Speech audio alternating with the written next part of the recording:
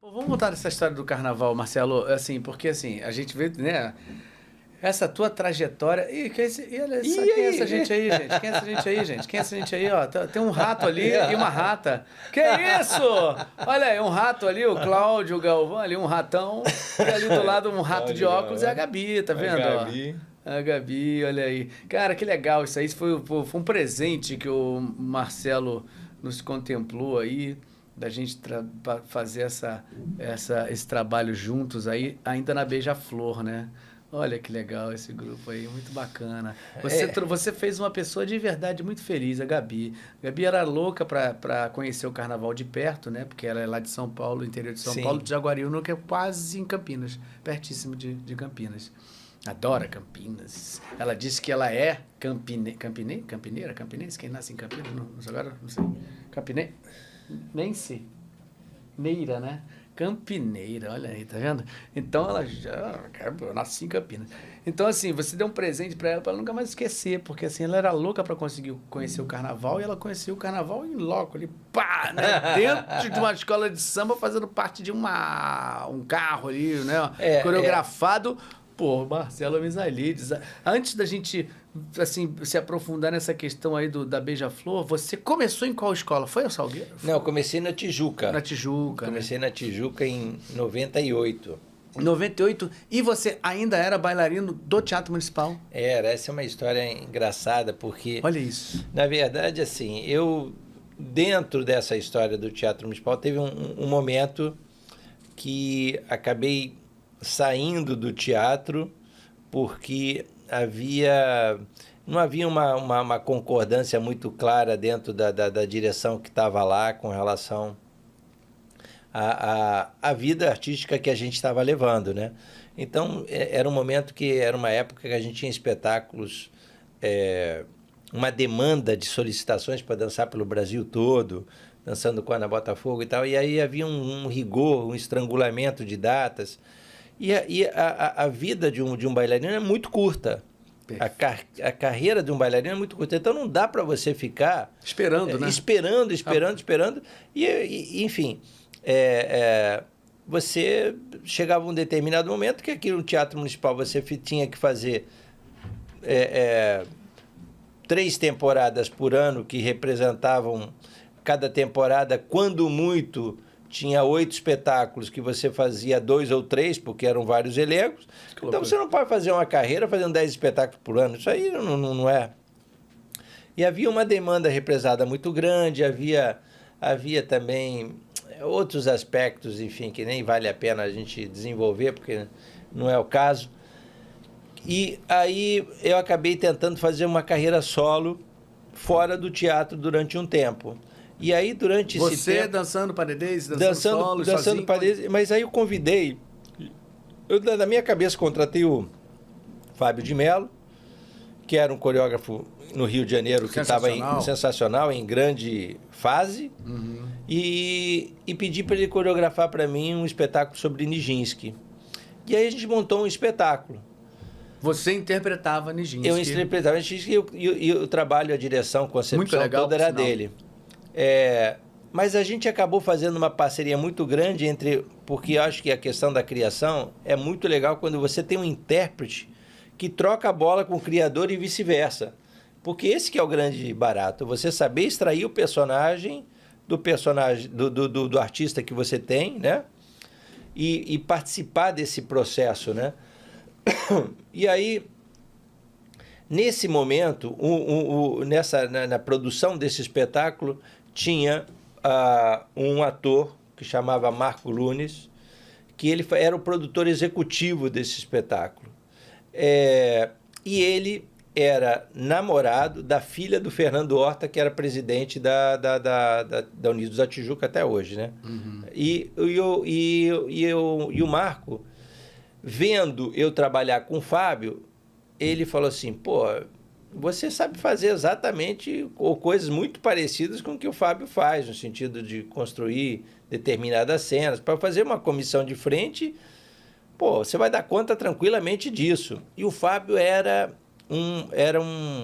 era um ícone no carnaval inalcançável, não tinha competição para ele. Ele trabalhava na Imperatriz naquela época e era a única comissão que bombava, dava nota 10. Outro que se destacava muito era o Carlinhos de Jesus, mas não haviam mais opções no mercado. E o carnaval vinha numa evolução muito grande, e o quesito alavancado justamente pelo Fábio e também pelo Carlinhos, que fazia um trabalho muito autoral também. Comissão de frente. De comissão de frente. Essas escolas se distanciavam e as outras não conseguiam acompanhar. Uhum. E aí o Marco insistia, e minha vida era complicada, porque estava com esse espetáculo, era convidado para dançar em São Paulo uma semana, na outra estava, sei lá, em Salvador, na outra estava em São Luís do Maranhão. Vivia assim no auge da carreira, com espetáculos diferentes, dançando para tudo quanto é lugar, acompanhando a Ana também. A gente fazia essa bola de dançar em diversos lugares. Fazendo uma caixinha de dólar. Fazia uma caixinha, naquela época se ganhava direitinho. E aí, o que aconteceu é que esse rapaz acabou ficando meu amigo, o Marcos. Tinha uma hora que eu falei assim: tá bom, eu vou te ajudar, vou entrar em férias agora, era dezembro, janeiro estava ali na boca, o carnaval era em fevereiro, vou lá, eu quebro o seu galho, vou lá coreografar lá a comissão, né, da Tijuca. E esta era a comissão da minha estreia. Comecei, enfim, final de 97, 98 foi o primeiro desfile. Uhum. Meu amigo, esse desfile foi uma catástrofe. É mesmo? Foi uma catástrofe. É uma catástrofe federal. Foi aquele ano que é para esquecer, né?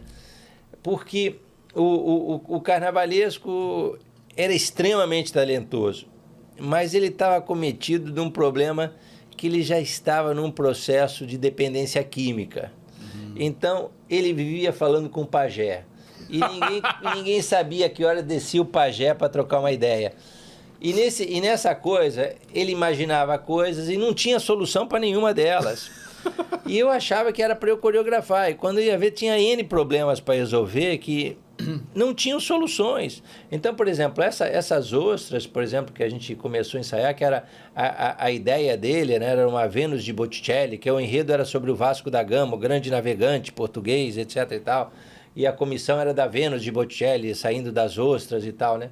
Quando a gente começava a ensaiar, a ostra era nada, era uma casquinha de bambu que, né, não pesava meio quilo, o ar passava, era tranquilo, estava tudo ok, a coreografia toda funcionava. Quando eles começaram a forrar esse negócio virou um fusquinha. E as meninas tinham que carregar, eram 15 bailarinas que... era impossível carregar aquele peso. De cobre. E ela também, por outro lado, ela não conseguia se estruturar, porque ele tinha colocado uns fios de pesca que arrebentavam no meio da vida. Então, aquela coisa se desestruturava. Então, era um capô desmontando, era um carro desmontando, era uma pequena alegoria desmontando. E aí, era um caos, que a gente chegava na véspera, por exemplo, eu me lembro que o desfile da Tijuca foi na segunda, no domingo a gente foi no camarote para falar que estava dando errado pro desfile, assim, ninguém queria saber do problema. Não, relaxa, vai para casa, não, curte aí, então, sei lá, uma caipirinha aí, curte o desfile. Ninguém estava nem aí com o processo. A Dani já estava, foi a primeira comissão de frente, já trabalhava comigo, ela foi uma dessas ostras que estavam desfilando.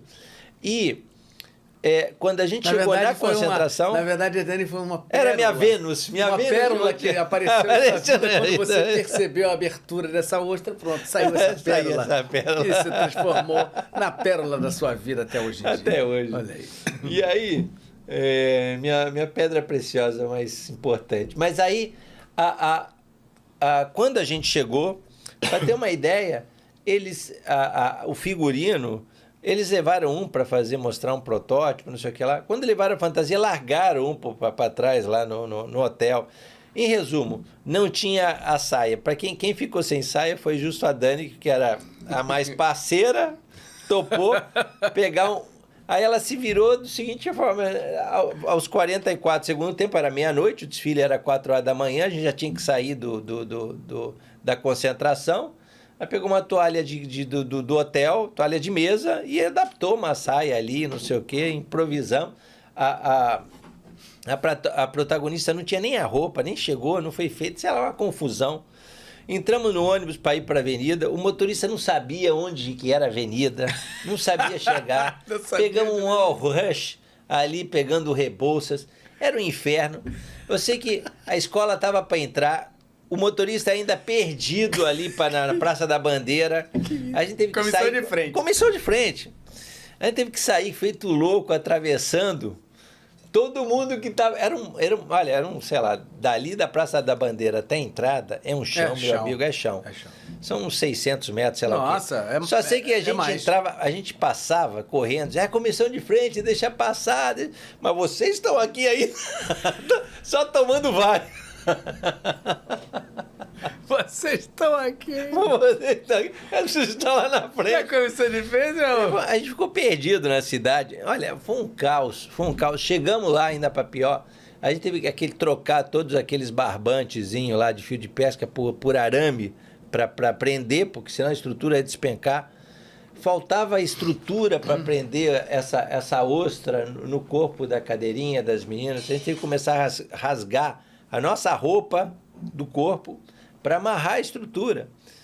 E aí começa a fogos estourar, que a escola está entrando e a gente no desespero. Olha, quando a gente chegou ali para entrar, eu parecia que ia morrer. Era assim. E quando você chega ali, parece que é o Coliseu. Eu nunca tinha entrado. Quando entra, aí você tem aquelas 60 mil pessoas ali, aquela coisa, imprensa, não sei o quê, todo mundo achando que o negócio vai ser lindo. Você estava com olho de pânico, né? Mas olha, e aí a gente passou, tal, conseguimos dar conta do que a gente se propôs a fazer. Uhum. As nossas notas foram razoáveis para uma estreia, mas a escola caiu. O resto foi muito mais dramático do que a nossa apresentação, por incrível que pareça. Caramba. Mas ali ficou uma situação de que eu falei assim, para a forma com que eu trabalhava até então, eu não queria sair daquilo com essa sensação de decepção tão grande, né? Uhum. E percebi o quanto aquilo estava despreparado profissionalmente para funcionar adequadamente.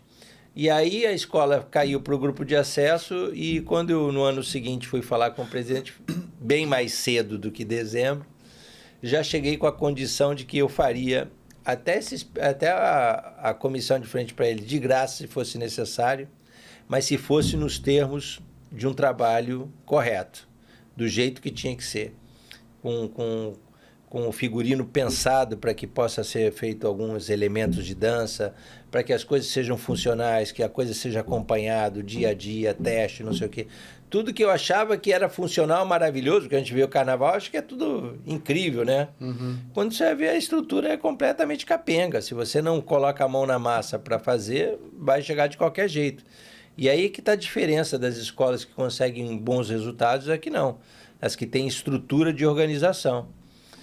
E aí foi que eu fiz esse outro ano, em 99, que era o Dono da Terra.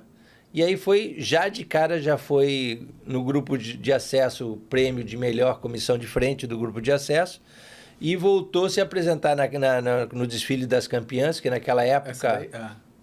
Naquela época, as escolas do grupo de acesso que eram campeãs desfilavam na noite dos campeãs com as outras. E o trabalho já ganhou uma visibilidade, essa daí, logo de cara. Porque você vê, das ostras, você já parar por uma coisa...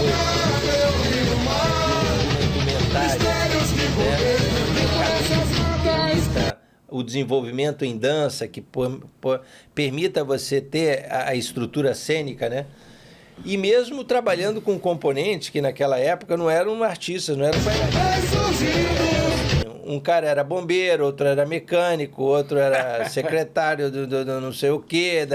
Então, os caras chegavam lá e eu tinha que ensinar os caras, do início, a entender a música.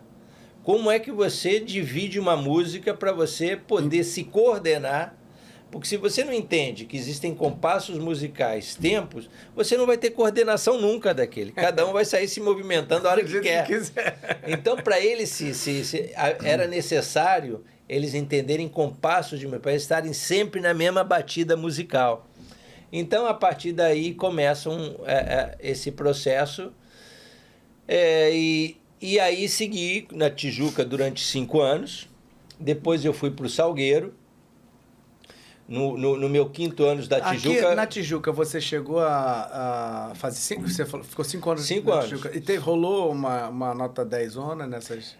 Por incrível que pareça, com exceção do primeiro ano, os outros 4 anos foram 10 de ponta a ponta. Pô, que legal. Então, modificou o conceito da comissão de frente para a escola. E ela subiu?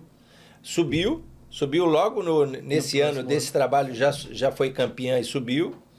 E aí, só tive nota 10, dali para frente. Porque eu comecei a estabelecer uma comissão de frente que as pessoas vinham e era uma comissão organizada. Né? Poderiam gostar mais ou menos, mas era uma comissão de frente que já tinha pegada, já tinha uma busca. Eu também tentava observar muito o trabalho das pessoas que eram expoentes, como o Fábio de Mello, e também buscava esse senso de organização da composição do personagem. Que você traz ele bem vestido, maquiado, né? Com adereços específicos, o preenchimento necessário para uma leitura do que deveria ser uma comissão de frente. Uhum. E no 5º ano da Tijuca, ganhei meu primeiro estandarte de ouro já. Já no 5º ano, já estava credenciado como uma referência já no setor. O que me levou a um convite no Salgueiro.